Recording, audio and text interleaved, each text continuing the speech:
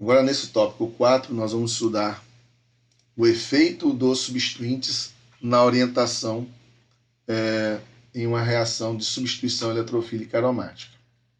Bom, os substituintes já estão ligados ao benzeno, eles é que vão determinar a posição do novo substituinte.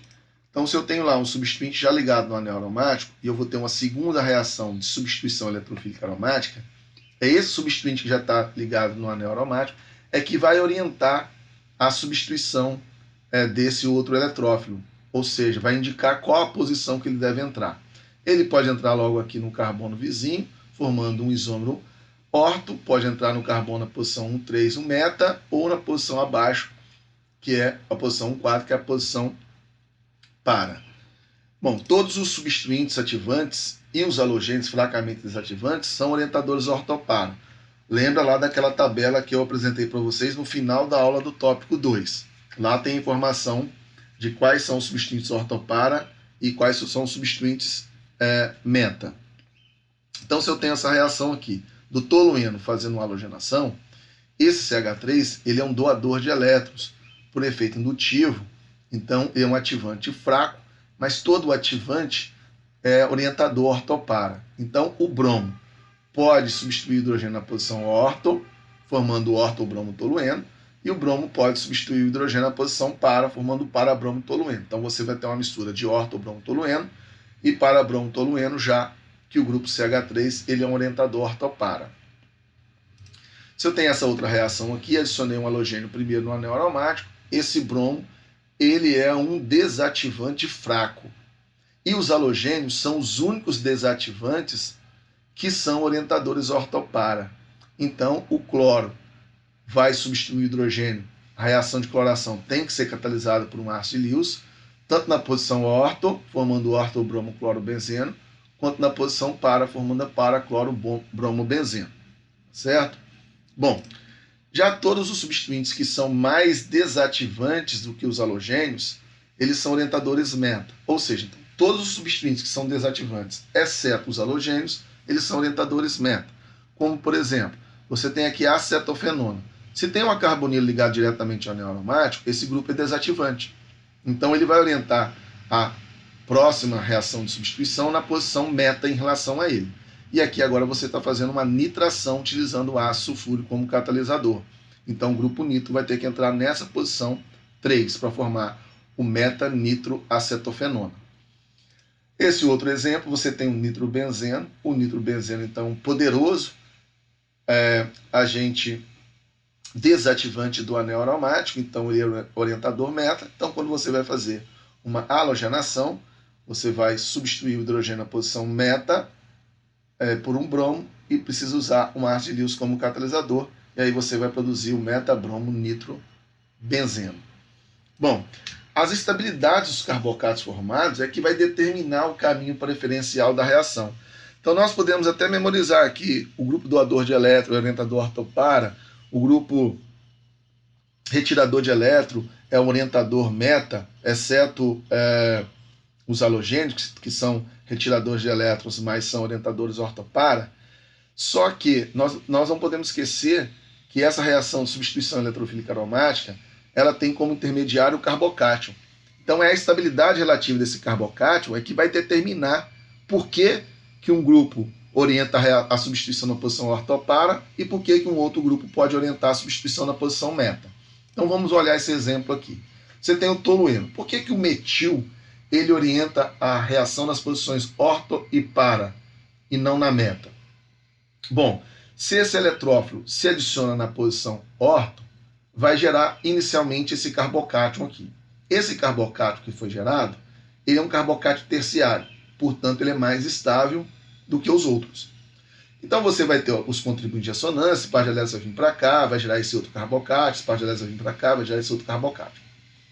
Quando esse eletrófilo entra na posição meta, o carbocátion que você gera é esse, né, que tem estabilidade semelhante a esses dois aqui.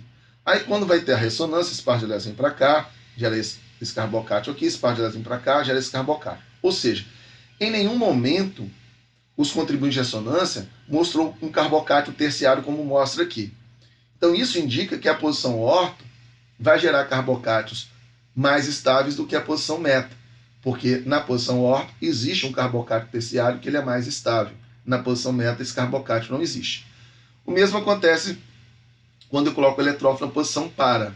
Inicialmente eu vou gerar esse carbocátion aqui, e esse carbocátion vai gerar outros contribuintes de ressonância. Quando esse par de elétrons vem para cá, vai gerar esse carbocátion terciário, que ele é mais estável do que os outros, assim como esse aqui. Quando esse par de elétrons vem para cá, gera esse outro contribuinte de ressonância. Então, quando entra um eletrófilo na posição orto e para, eu tenho a formação de carbocátion terciários que são mais estáveis. Por isso que esse grupo doador de elétron, ele é um grupo que orienta a substituição nas posições orto ou para, porque nas posições orto ou para vão gerar carbocátions mais estáveis do que na posição meta. Então essa aqui é a explicação. Um outro exemplo aqui. Qualquer substituinte que doa elétrons indutivamente ou por ressonância são orientadores orto ou para, e aqui novamente mostra um orientador orto ou para, que é o grupo metox, aqui na molécula de anisol.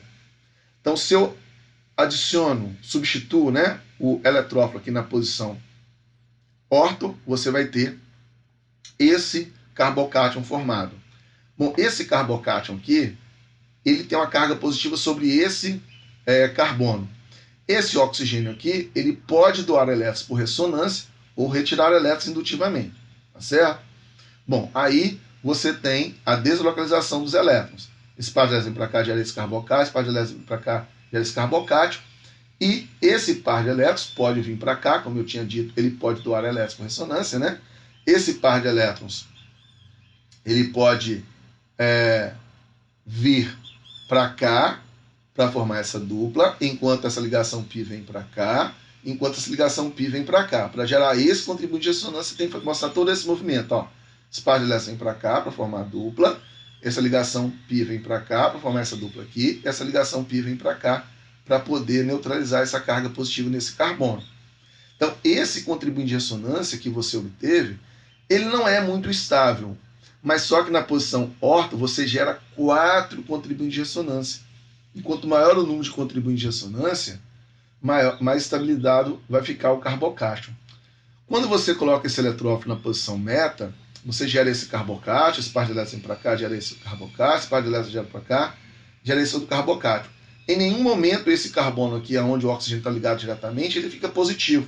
Então não é possível, nesse caso, fazer esse movimento de elétrons que foi feito aqui, que vem para cá, porque esse oxigênio aqui, ele está ligado nesse carbono positivo. Aqui não existe isso. Então aqui você vai ter apenas 3 contribuintes de ressonância. Tá? E aí, portanto, quando esse grupo entra na posição meta, a posição meta vai gerar menos contribuintes de ressonância, fazendo com que o carbocátion fique, então, menos estável. Quando você adiciona o eletrófilo na posição para, você tem a formação desse carbocátion. Esse par de elétrons vem para cá, gera este carbocátion, novamente semelhante a esse, né? E aí depois esse par de elétrons pode vir para cá, gerar esse carbocátion. E agora, para você gerar esse carbocátion, que é esse carbocátion não, né? Esse contribuinte de ressonância, que é relativamente estável, você teria que esse par de elétrons tem que vir para cá para formar essa dupla, enquanto essa ligação π vem para cá para neutralizar esse carbono positivo. E aí você tem esse contribuinte de ressonância que é relativamente estável, mas de qualquer forma você tem um número maior de contribuintes de ressonância, mostrando que na posição para você tem a estabilização do carbocátion mais eficiente do que na posição meta. Então, esse grupo doador de elétrons por ressonância, ele ajuda a estabilizar mais os carbocátions nas posições orto ou para, porque ele vai gerar um maior número de contribuintes de ressonância do que na posição meta. Portanto, ele vai orientar a substituição eletrofílica nas posições orto e para. Então, todo grupo substituinte que doa elétron indutivamente ou por ressonância, eles vão ser doadores orto ou para, porque eles vão estabilizar melhor o carbocátion quando a substituição ocorrer nessas posições. Agora, todos os substituintes meta, eles são todos os substituintes que retiram elétrons indutivamente ou por ressonância, eles são orientadores meta, né? Então, substituintes retiradores de elétrons orientam a substituição eletrofílica na posição meta. E aqui está mostrando para você o NH3+. Ele é um grupo fortemente retirador de elétrons, que ele retira elétrons indutivamente, porque esse nitrogênio é um átomo mais eletronegativo e, além de tudo, tem uma carga positiva. Quando o eletrófilo se adiciona na posição órtão, você produz esse carbocátio. Esse carbocátio tem a baixa estabilidade, porque o carbono que está positivo está ligado diretamente ao nitrogênio. Então, como esse carbono é deficiente em elétrons e está ligado num grupo fortemente retirador de elétrons, esse carbocátio é muito pouco estável. Então, quando a parte de elétrons se deslocaliza aqui, você produz os outros dois carbocátios possíveis. Já quando o eletrófilo entra na posição meta, você gera esse carbocátio, esse par de elétrons vem para cá, gerando esse outro carbocátio, esse par de elétrons vem para cá, gerando esse outro carbocátio. Em nenhum momento você tem o carbocátio onde o carbono com deficiência de elétron vai estar ligado no nitrogênio, como aparece aqui em cima. Então, todos esses três contribuintes de ressonância têm estabilidades relativas próximas, enquanto na posição órtão, esse aqui tem baixa estabilidade, como eu expliquei anteriormente. O carbono deficiente em elétron está ligado diretamente ao átomo muito eletronegativo, o que faz ele retirar elétrons. Se ele retira elétrons, ele vai diminuir a estabilidade do carbocátio. O mesmo vai acontecer se esse eletrófilo se adicionar na posição para, né? Ele vai gerar aqui esse carbocátio, esse par de elétrons vai vir para cá, gerando esse outro carbocátio, que também é muito pouco estável, porque esse carbono com deficiência de elétron está ligado diretamente no nitrogênio, que é o grupo retirador de elétrons aqui, né? E aí, quando o par de elétrons vier para cá, você vai ter esse outro contribuinte de ressonância. Então, quando você tem um grupo retirador de elétrons, os carbocátios formados nas posições órtão-para, eles vão gerar carbocátios menos estáveis, porque vai aparecer contribuinte de ressonância muito pouco estável.